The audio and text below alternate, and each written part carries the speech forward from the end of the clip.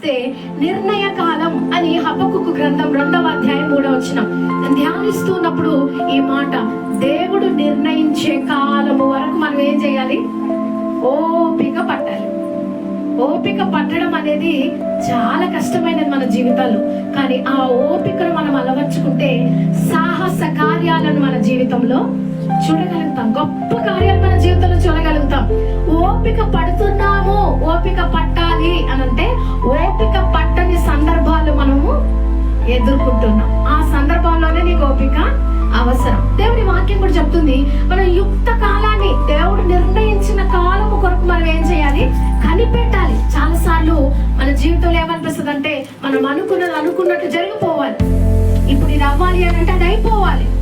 మనం ఏది తలచుకుంటే అది మన జీవితంలో జరిగిపోవాలి. మన టైమింగ్ లా అవ్వకపోతే దేవుడు చేతగాని వాడిగా మిగిలిపోతాడు మన జీవితంలో. మనం చేతగాని వాడిగా దేవుణ్ణే మార్చేయగలిగిన శక్తివంతులం మనం. దేవుణ్ణే మనము నిందించగలిగిన వారంగా ఉండేవాళ్ళం మనం. దేవుడు అంటున్నాడు, నీకు ఒక కాలాన్ని నిర్ణయించా, ఒక యుక్త కాలం నీ కొరకు కనిపెట్టుకొని ఉన్న కాలం కొరకు, ఆ నిర్ణయ కాలం కొరకు ఏం చెయ్యి? ఎదురు చూడు. దాని తర్వాత నీవెంత ఓర్చుకున్నావో అంతకంటే ఉన్నతమైన స్థితిని నీకు ఇస్తున్నాను అని. అందుకనే కీర్తనకారుడు అంటున్నాడు,